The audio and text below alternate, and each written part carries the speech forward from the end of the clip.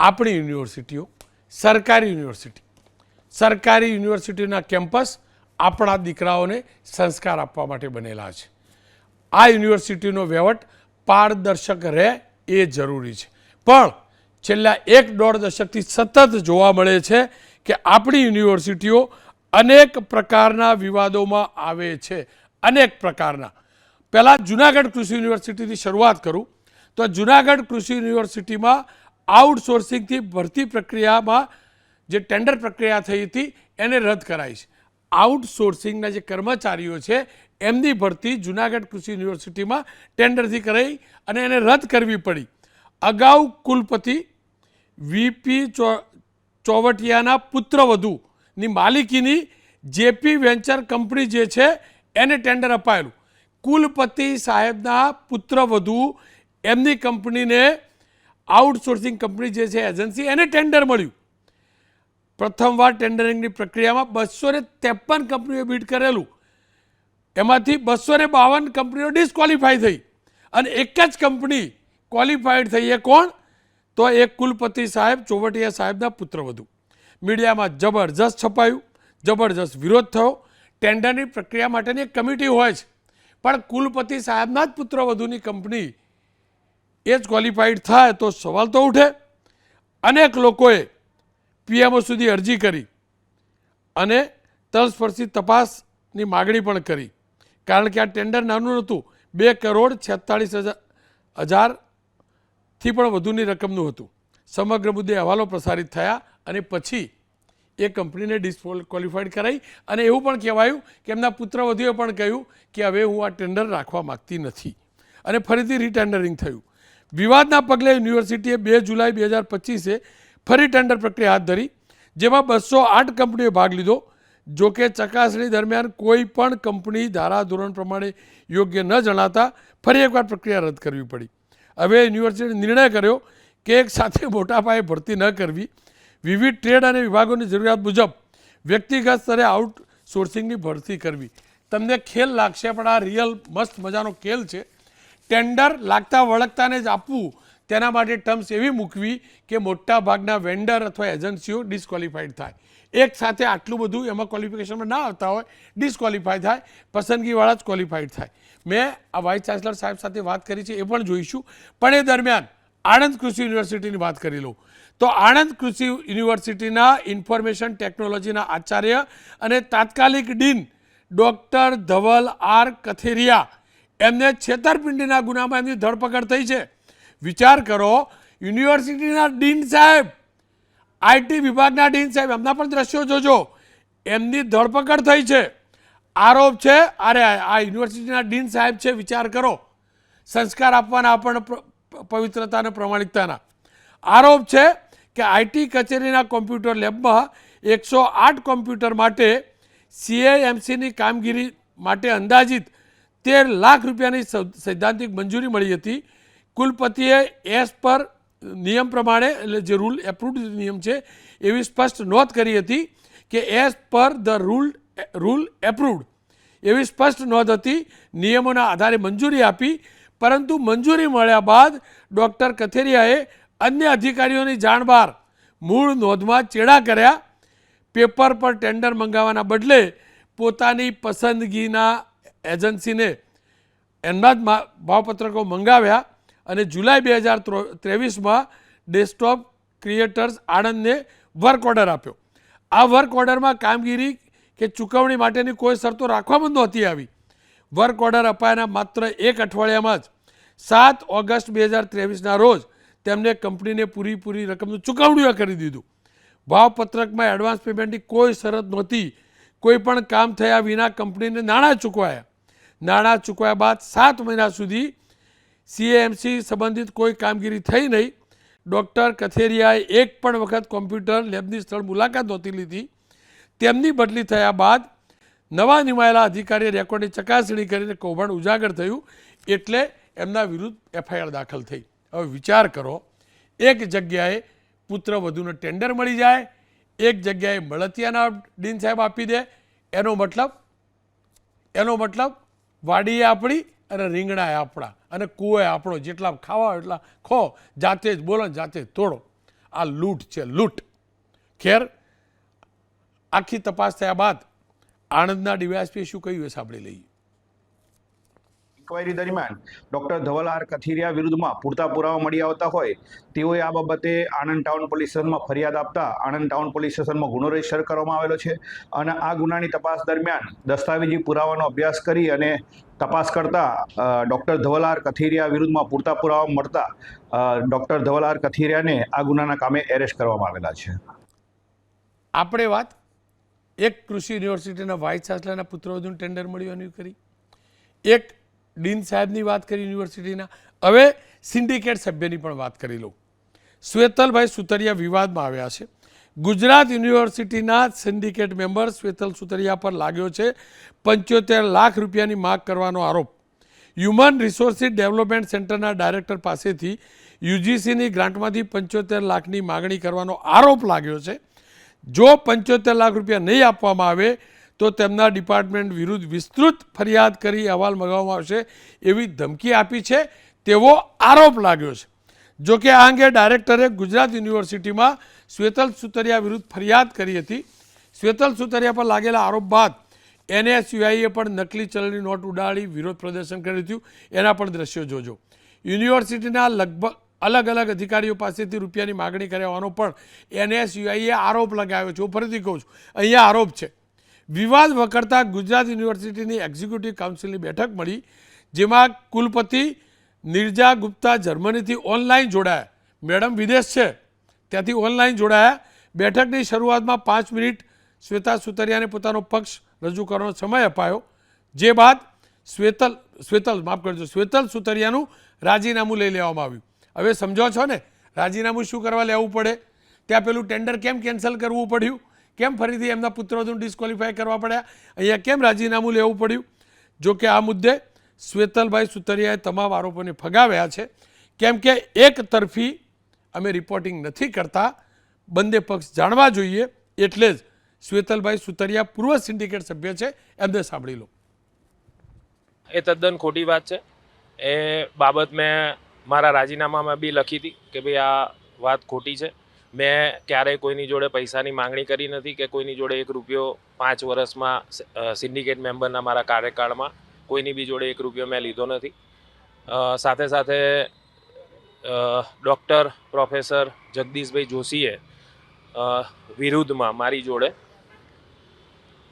પૂરતા પુરાવા છે અને પુરાવા મેં કીધું એમ મેડમ આવે એ વખતે તપાસ સમિતિ સમક્ષ એ રજૂ કરીશ અને સાથે સાથે મીડિયા તમારી સમક્ષ પણ રજૂ કરીશ અને એ જે છે એ વખતે પૂરી સત્યતાથી બધું બહાર આવશે. હવે વાત ગુજરાત યુનિવર્સિટીના જ વધુ એક વિવાદની, જ્યાં સિન્ડિકેટ મેમ્બર વિવાદમાં આવ્યા છે. ગુજરાત યુનિવર્સિટીના સિન્ડિકેટ મેમ્બર આશીષભાઈ અમીન, એમના પર આરોપ લાગ્યો અને એવું કહેવાયું છે કે એમની સંસ્થાને શૂટિંગ રેન્જ સોંપવાનો નિર્ણય કરાયો છે અને એને લઈને વિવાદ થયો છે. આશીષભાઈ અમીન ડિસ્ટ્રિક્ટ રાઇફલ એસોસિએશનના પ્રેસિડેન્ટ છે અને ગુજરાત યુનિવર્સિટીના સિન્ડિકેટ સભ્ય છે. તેઓ 2021થી સ્પોર્ટ્સ કોમ્પ્લેક્સમાં રાઇફલ શૂટિંગ માટે MOU કરી શૂટિંગ ઇન્સ્ટિટ્યૂટ ઊભો કરવાનો પ્રયાસ કરી રહ્યા હતા, જેમાં તેમને 4 વર્ષે સફળતા મળી. જોકે કોંગ્રેસે ત્યારે વિરોધ કરી rifle shooting range Gujarat university જાતે ચલાવે તે માટે માગ કરી હતી. અને આ વિવાદ આંખે વળગે એવી વાત એ છે કે સિન્ડિકેટ સભ્ય આશીષભાઈ અમીન પોતે મંજૂરી માગનારા છે અને પોતે મંજૂરી આપનાર ઓથોરિટી છે. ખબર પડી ગઈ ને? ફરીથી વાડીએ પોતાની, કુવાઓએ પોતાનો, રીંગણા જેટલા તોડવા એટલા તોડી લેવાના. એ જ ઓથોરિટી એમના જ માગ મૂકવાની. 2023માં સિન્ડિકેટ સભ્યોના વિરોધના કારણે રાઇફલ શૂટિંગ અંગે MOU રદ કરવામાં આવ્યા. MOU રદ તો થયા, પરંતુ ગુજરાત યુનિવર્સિટીમાં આવનારા ઓલિમ્પિક્સને ધ્યાનમાં લઈ રાઇફલ શૂટિંગ માટે રેન્જ બનાવવાની હતી, જેથી કામ ચાલી રહ્યું છે. આ દરમિયાન કોમન યુનિવર્સિટી એક્ટ આવતા જૂના તમામ સિન્ડિકેટ સભ્યોની ટર્મ પૂરી થઈ અને 2025માં ગુજરાત સરકાર દ્વારા યુનિવર્સિટીના નવા એક્ટ પ્રમાણે 5 સિન્ડિકેટ સભ્યોની નિયુક્તિ કરાઈ. એમાં ફરીથી અમદાવાદ ડિસ્ટ્રિક્ટ એસોસિએશનના પ્રેસિડેન્ટ આશીષભાઈ અમીનની સિન્ડિકેટ એટલે કે કાઉન્સિલ તરીકે નિમણૂક થઈ અને ફરીથી નિમણૂક થતાં અમદાવાદ ડિસ્ટ્રિક્ટ રાઇફલ એસોસિએશન દ્વારા ફરી એકવાર રાઇફલ શૂટિંગની રેન્જ માટે ટેન્ડર પ્રક્રિયા કરી રાઇફલ શૂટિંગ રેન્જ મેળવી ત્યાં ઇન્સ્ટિટ્યૂટ શરૂ કરવાનો પ્રયત્ન કરવામાં આવ્યો છે. આ વિવાદ થયો છે અને હું એટલે જ કહું છું આ બધી સ્વાયત્ત સંસ્થાઓ છે એવી આપણે વાત કરીએ છીએ.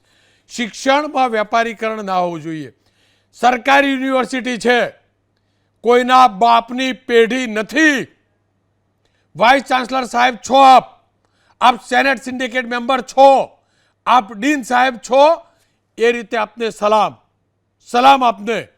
પણ તમે તમારા લાગતા વળગતા સગાવાલાને ટેન્ડરો આપવાના હોય, તમે જ જે સંસ્થાના પ્રેસિડેન્ટ છો એ સંસ્થાને કામ અપાવવા માગતા હોય, તમે જ કોમ્પ્યુટરની ખરીદીમાં ડીન થઈને ગોલમાલ કરતા હોય ગડબડી, તો કોઈ હિસાબે ન ચાલી શકે. આનાથી મોટી કાળી સાઈડ શિક્ષણની ન હોઈ શકે. એટલે જ ચર્ચા કરવી જરૂરી છે. ડૉક્ટર પરિમલભાઈ ત્રિવેદી ભારતીય જનતા પક્ષના નેતા છે, નિર્દતભાઈ બારોટ કોંગ્રેસના નેતા છે, પ્રવક્તા છે, અને વીપી ચોવટિયા સાહેબ કુલપતિ છે કૃષિ યુનિવર્સિટી જુનાગઢના. મેં કુલપતિ સાહેબ જોડે વાત કરી છે, પહેલાં એ જોઈ લઈએ કે એવું તો શું હતું એમની પુત્રવધુની કંપનીમાં કે 252 કંપનીઓ 53માંથી માત્ર એમની પુત્રવધુની જ કંપનીને ટેન્ડર લાગેલું અને કેમ પછી રદ કરવું પડેલું. આવો જોઈ લઈએ સંવાદ. ચોવટિયા સાહેબ, કૃષિ યુનિવર્સિટીના વાઇસ ચાન્સલર આપ, અને આપની જ પુત્રવધુને એ જ યુનિવર્સિટીમાં ટેન્ડર મળે, આ તો કેવો ખેલ? એનો મતલબ એ થયો ને, ઘરના ભૂવા અને ઘરના દાખલા. એ આખી ટેન્ડર પ્રક્રિયા કૃષિ મહાવિદ્યાલય જુનાગઢ દ્વારા કરવામાં આવેલી છે. એમાં વાઇસ ચાન્સલર તરીકે મારો 0% રોલ છે. એ આખી જે મેન પાવર સપ્લાયનું ટેન્ડર હતું એમાં વાઇસ ચાન્સલર તરીકે મારી પાસે કોઈ મંજૂરી પણ લેવાની થતી નથી. એટલે મને એમાં એ બાબતમાં હું કશું જાણતો નથી. જ્યારે મારી જાણમાં આવ્યું કે આ બધું મીડિયા મારફત મારી જાણમાં આવ્યું ત્યારે મેં તપાસ કરાવી અને એ ટેન્ડર મેં મારી પુત્રવધુ હોવાને કારણે રદ કરાવ્યું છે અને ખોટા એલિગેશન ન થાય એટલા માટે મેં એ કેન્સલ કરાવ્યું છે. પણ સાહેબ 253 એજન્સીઓએ બીડ કરેલું, એમાંથી 252 ડિસ્ક્વોલિફાય થાય અને તમારી જ પુત્રવધુની કંપની એમની એજન્સી ક્વોલિફાઈડ થાય તો આગળ તો ઉઠે જ ને. એ તો એક આખી કમિટી જસ્ટિફાઈ કરે છે. આખી કમિટી એના જે પેરામીટર્સ અને ટેન્ડરની શરતો હોય છે એ શરતો પ્રમાણે વેરિફિકેશન કરી અને ત્યાર પછી જે ટેકનિકલી એપ્રુવલ મળે છે, જે ટેકનિકલી પરફેક્ટ હોય છે એની જ ફાઇનાન્શિયલ બીડ ખોલવામાં આવે છે. ચોવટિયા સાહેબ, તમે કહો છો કે ટેન્ડરની પ્રક્રિયામાં તમારી ભૂમિકા નથી હોતી, તો પછી ટેન્ડર રદ કરવામાં તમારી ભૂમિકા કેવી રીતે આવી? તમે ટેન્ડર અપાવ્યું નથી તો તમે રદ કેવી રીતે કરાવી શક્યા? એ તો એ જે વ્યક્તિ જ્યારે ફરિયાદો મારી પાસે આવી ત્યારે મેં એ કોલેજના પ્રિન્સિપાલને કીધું કે આવો ડિસ્પ્યુટ થાય અને સીધો વાઇસ ચાન્સલરના નામે કાદવ ઉછાળવામાં આવે તો તમે આ કેન્સલ કરી નાખો. નહીં, કાદવ તો એટલે ઉછળેલો ને કે તમે જ યુનિવર્સિટીના વાઇસ ચાન્સલર અને તમારી જ પુત્રવધુને ટેન્ડર મળેલું એટલે કાદવ ઉછળ્યો ને. અને જો કાદવ ઉછળ્યો તો એટલે જ કેન્સલ કર્યું કે પછી ટેન્ડર ખોટી રીતે અપાયું હતું એટલે કેન્સલ કરવું પડ્યું? નહીં, ખોટી તો છે જ નહીં. એ જ્યારે કમિટીએ સ્ક્રુટિની કરેલું છે, કમિટીએ સ્ક્રુટિની કર્યા પછી અને ટેકનિકલ બીડ મેન પાવરમાં તો નક્કી જ છે કે 3 રૂપિયા ને 85 પૈસા જે એમને મેનેજમેન્ટના ખર્ચ મળે છે એ જ મળવાનો છે, બાકી કોઈ ખર્ચ મળવાનો નથી. એટલે એમાં કોઈ બીજી કોઈ માલ પ્રેક્ટિસિસ થયેલી પણ નથી અને એ પણ વેરીફાઈ થયું. પણ ખાલી ડિસ્પ્યુટ એક વાઇસ ચાન્સલરની પુત્રવધુનું એમાં નામ છે એટલા માટે કેન્સલ કરવું, કારણ કે મારા નામે ખોટા આક્ષેપ ન થાય એટલા માટે. ચલો એકવાર માની લઉં કે તમારી વાત સાચી છે અને તમારી પુત્રવધુની કંપની કે જેને ટેન્ડર અપાયું હતું, કમિટીએ ટેન્ડર આપ્યું હતું, એ 100% ક્વોલિફાઈડ થતા હતા. પણ માત્ર એટલે કે કાદવ ઉછળે છે એટલે જેન્યુન એજન્સી હોય તમારી પુત્રવધુની અને એને કેન્સલ કરવામાં આવે તો એનો મતલબ એમ થયો ને કે કમિટી જે છે એને આ ટેન્ડર કેન્સલ કર્યું એ પણ ખોટું કર્યું, એ થયો ને એનો મતલબ? ના, પણ એ તો રીટેન્ડરિંગ કર્યું ને, પાછું ફરીથી રીટેન્ડરિંગ કરી નાખ્યું અને એ પાર્ટીને મેં કીધું કે તમારે આમાં કોઈ રીતે ભાગ લેવાનો નથી, બાકી બધી ફરીથી પાર્ટીઓ આવશે. રીટેન્ડરિંગ કર્યું છે એમનું.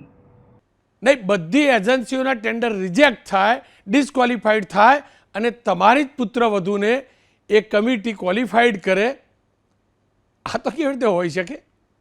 ને કમિટી રિજેક્ટ કરે કે કમિટી પાસ કરે, કમિટીમાં કાંઈ એક વ્યક્તિ નથી, 11 જણાની કમિટી છે અને 11 જણાએ બધા એમના જે ટેન્ડરની શરતો છે એ બધું વેરીફાઈ કરીને કરેલું છે. બધું વેરીફાઈડ હતું અને જેન્યુન હતું એટલે ટેન્ડર મળ્યું હતું, તો પછી ટેન્ડર કેન્સલ કરે તો આ તો કેવી કમિટી? જેન્યુન એજન્સીનું ટેન્ડર કેન્સલ થાય અથવા વિડ્રો કરી લે તો આ તો કેવી કમિટી? મને એટલે એ સમજાવો ને, આ કેવી કમિટી? અને કેન્સલ કર્યું મતલબ પાર્ટીએ લખીને દીધું છે કે ભાઈ આવા ડિસ્પ્યુટેડ વાતાવરણમાં અમે કામ કરવા માગતા નથી, એ બેઝ ઉપર અમે કેન્સલ કર્યું છે. અમે કૃષિ યુનિવર્સિટીના પ્રિન્સિપાલ એટલે કે ડીનની બાઇટ પ્લે કરી છે. એમને 2 વાત કહી છે. એમને ચોખ્ખું કહ્યું છે કે ડિસ્પ્યુટ થયો એટલે કેન્સલ કર્યું છે અને સાથે જ એ એજન્સી એટલે કે તમારી પુત્રવધુની એજન્સીનો મેલ પણ આવ્યો, પણ કેન્સલ કર્યું છે એ તો કહે છે.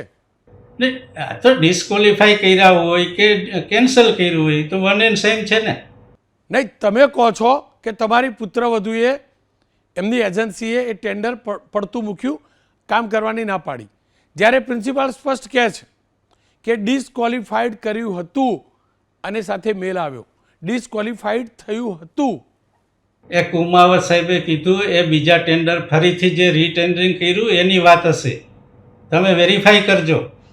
ડિસ્પ્યુટના કારણે રદ થયું એવું તેમને કહ્યું અને તમે કહ્યું કે વિડ્રો કર્યું. હા, પણ ડિસ્પ્યુટને કારણે રદ થયું છે બરાબર, અને પાર્ટીએ લખીને આપ્યું છે કે અમારે આવી પરિસ્થિતિમાં ડિસ્પ્યુટને કારણે અમારે એ કામ કરવું નથી. સાહેબ, આપ કૃષિશાસ્ત્રી છો, સાથે શિક્ષણ શાસ્ત્રી પણ છો, અને એટલે જ આ જાણવું ને કહેવું પડે છે, એટલે જ કહેવું પડે છે કે આ તો દલા તલવારીની વાડી જેવું થયું ને, એવું જ થયું ને કે તમારા જ પુત્રવધુની કંપની એટલે કે એજન્સીના કર્મચારીઓ તમારી જ યુનિવર્સિટીમાં કે જેના વાઇસ ચાન્સલર સાહેબ આપ છો એની અંદર કાર્યરત થાય તો યોગ્ય રીતે કામગીરી કરાવી શકાય એની શું ગેરંટી? મારી પુત્રવધુ કોઈ કર્મચારી નથી યુનિવર્સિટીની, પહેલી વસ્તુ. ડૉક્ટર પરિમલભાઈ પણ મારી સાથે જોડાયા છે અને નિર્જતભાઈ પણ જોડાયા છે.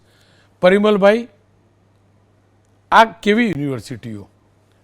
વાઇસ ચાન્સલરની પુત્રવધુનો ટેન્ડર મળે, એક ડીન કોમ્પ્યુટરનો આખો ખેલ કરી જાય, આ સિન્ડિકેટ મેમ્બરો ખેલ કરી જાય, તો આના કરતાં ભાઈ વેપારના સેન્ટરો જ ખોલી દો ને. આ તો બધા હારામારા બિઝનેસ મેનેજમેન્ટવાળા લૂંટ કરવાવાળા લૂંટારુઓ છે, એમને શું યુનિવર્સિટી કહેવાની? કેમ આ સ્થિતિ આવી આપણી યુનિવર્સિટીની? મને કોને કેમ આવી સ્થિતિ?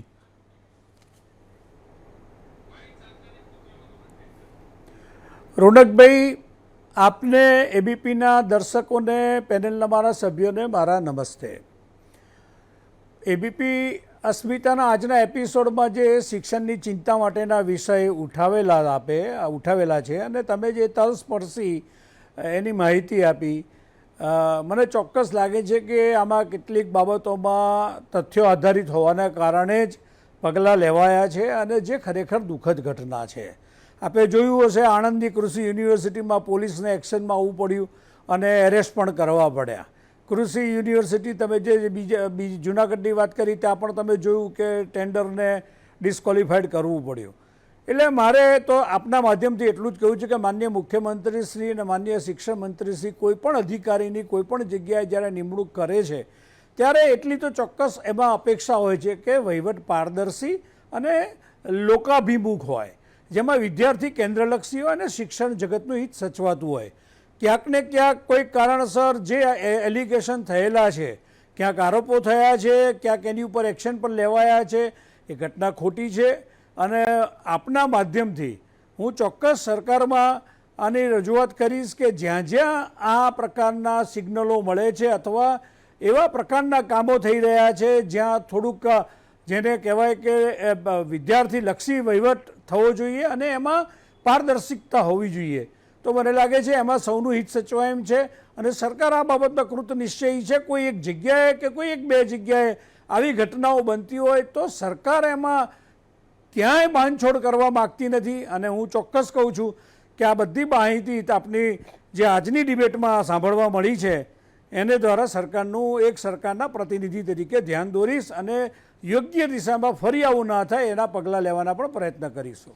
ત્રિવેદી સાહેબ, આપ તો વીસી રહી ચૂક્યા છો.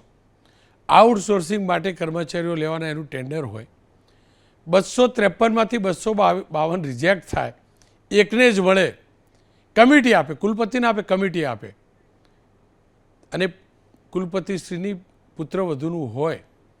હું જરાય નથી કહેતો કે કુલપતિની પુત્રવધૂને આ પ્રકારે બિઝનેસ કરવાનો અધિકાર નથી, હોય જ, પણ અહીંયા સવાલ તો ઉઠે ને, સવાલ તો ઉઠે કે 252 ડિસ્ક્વોલિફાય થાય, એક જ ક્વોલિફાય થાય.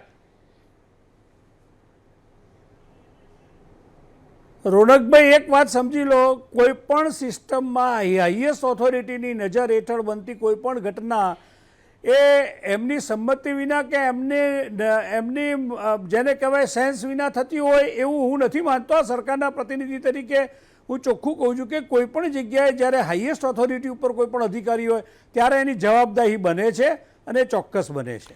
હવે આપણે ગુજરાત યુનિવર્સિટીની વાત કરી લઈએ તો આપણે પેલી ફાયરિંગ રેન્જવાળી વાત કરી. હવે સિન્ડિકેટ કે સેનેટ મેમ્બર કે જે કાઉન્સિલ મેમ્બર જે પણ હોય એ જ પેલી સંસ્થાના પ્રેસિડેન્ટ હોય અને એને જ કામ આપવાનું હોય તો પછી આગળ તો ઉઠે ને સાહેબ, થાય ને.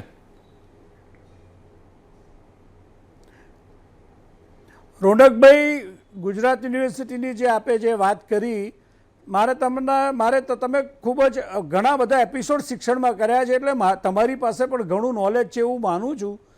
તો એક વાર સમજી લેજો કે જ્યારે અમે જ્યારે સત્તામાં હતા ત્યારે કોમન એક્ટ જેવી કોઈ વસ્તુ નથી. એ વખતે ગુજરાત રાજ્ય એક્ટ ઉપર યુનિવર્સિટીઓ ચાલતી હતી.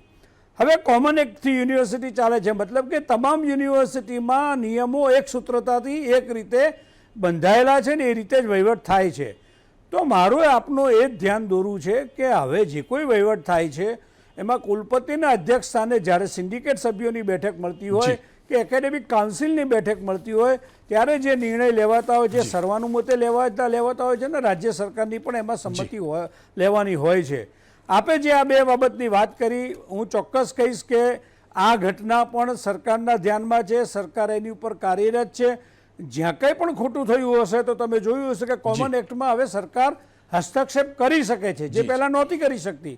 તો મને લાગે છે આનો પણ સાનુકૂળ અને સારો ઉકેલ આવશે એવી મને શ્રદ્ધા છે. ત્રિવેદી સાહેબ, ખૂબ ખૂબ આભાર. નિદતભાઈ મારી સાથે જોડાયા છે. નિદતભાઈ, સંજોગ જોજો, તમારી યુનિવર્સિટીનો એટલે કે સૌરાષ્ટ્ર યુનિવર્સિટીનો એક કેસ મારા ધ્યાનમાં નહીં આવ્યો. માટીનું કૌભાંડ અને સ્વિમિંગ પુલને આ બધું બહુ બધું છે, તમારે ત્યાં તમારાવાળા ઓછા તો નથી જ, પણ કદાચ સુધારો થયો હશે એટલે હાથમાં નહીં આવ્યો. આખો ખેલ ચાલે છે. શું તમે બધા અમે શિક્ષણશાસ્ત્રી કંઈ નવા જઈએ, બધા ખેલ જ કરે ને ભેગા મળીને, આ જ કર્યું. કેમ્પસને વેપારનું કેન્દ્ર બનાવી દીધું ને. રોનકભાઈ, ભારતીય જનતા પક્ષની સરકાર વખતે જે આપણે છેલ્લા ઘણા સમયથી જોઈએ છીએ, કુલપતિઓની નિયુક્તિ જે થાય છે એ ક્યાંય મેરિટના આધારે નહીં, માત્ર આરએસએસ ની સંસ્થા સાથે કોણ જોડાયેલું છે અથવા તો વિદ્યાર્થી પરિષદ સાથે કોણ જોડાયેલું છે આ વાતને ધ્યાનમાં રાખીને કુલપતિઓની નિયુક્તિ થાય. એટલે આ બધા કુલપતિઓએ ઘણું બધું ચલાવી લેવું પડે. આવા એક ઉદાહરણ આપે જે આપ્યા, બે ઉદાહરણ એને મારે રિપીટ નથી કરવા. આપણે એમએસ યુનિવર્સિટીના કુલપતિને સુપ્રીમ કોર્ટ ઘરે બેસાડે, તો સરદાર પટેલ યુનિવર્સિટીના કુલપતિને સુપ્રીમ કોર્ટ ઘરે બેસાડે. ગુજરાત યુનિવર્સિટીના કુલપતિ હાલમાં જ હિમાંશુભાઈ, એમને પોલીસ સ્ટેશને વારે જવું પડે. ગુજરાત યુનિવર્સિટીના 2 પ્રોફેસરો આજે પણ જેલમાં છે. ગુજરાત યુનિવર્સિટીના સાથે ઉત્તર ગુજરાતની વાત કરીએ, ઉત્તર ગુજરાતમાં વિવેક પટેલ કરીને વિદ્યાર્થી પરિષદના વ્યક્તિને જ્યારે સેનેટ સભ્ય બનાવ્યો ત્યારે વિજયભાઈની રૂપાણીની સરકાર વખતે એને બહાર આવીને એવું કીધું હતું કે પરીક્ષામાં પાસ થવું હોય તો મારી પાસે આવવું પડે, એને ઘરે બેસાડવો પડે. ભારતીય જનતા પક્ષે સતત યુનિવર્સિટીઓનું જે આરએસએસ કરણ કર્યું છે. તમે યુનિવર્સિટીની હજી નિયુક્તિઓનો તો અભ્યાસ જ નથી કરતા. એનો અભ્યાસ કરો તો તમને ખ્યાલ આવશે કે માત્ર ને માત્ર સંઘનીય પરિવાર સાથે જોડાયેલા પરિવારના કેટલા બાળકો એ અત્યારે યુનિવર્સિટીઓમાં નોકરી કરે છે. એનું લિસ્ટ જો આપણે માંગવાનું શરૂ કરીએ તો આ બધા કુલપતિઓ અને સંઘની વાતો કરનારા લોકોના સાચા ચિત્રો જાહેરમાં આવે એવું છે. એટલે યુનિવર્સિટીઓમાં ખેલ ચાલે છે એટલું જ નહીં, ખેલ ચલાવનારા લોકો બધા જ સીધા પરિવાર ક્ષેત્ર સાથે સંકળાયેલા હોય એવા અસંખ્ય ઉદાહરણો છે. એક ઉદાહરણ લઈ તમે આની માટે એપિસોડ ચાલુ કરો તો એપિસોડોના એપિસોડ જોવા મળે જી, જી. કે યુનિવર્સિટીની અંદર પાટણનું મેડિકલ કૌભાંડ હોય, ગુજરાત યુનિવર્સિટીના બિલ્ડિંગનું કૌભાંડ હોય, સૌરાષ્ટ્ર યુનિવર્સિટીનું માટી કૌભાંડ હોય, સરદાર પટેલ યુનિવર્સિટીની કુલપતિનું કૌભાંડ હોય. આ બધાએ જે પરાક્રમો કર્યા છે એ પરાક્રમો શિક્ષણ જગતના શર્મસાર કરે એવા છે જી. અને એમના પાપે સમગ્ર ગુજરાતનું શિક્ષણ જગત બદનામ થઈ રહ્યું છે. નીરજભાઈ, એક દીકરી જી આ એબીવીપી એનએસયુઆઈ વાળા કે પ્રોટેસ્ટ કરવા ગયેલા અને એ પ્રોટેસ્ટમાં એક પૂર્વ વિદ્યાર્થીનીએ જે આરોપ લગાવ્યા ને એ સંભળાવી દઉં પહેલા.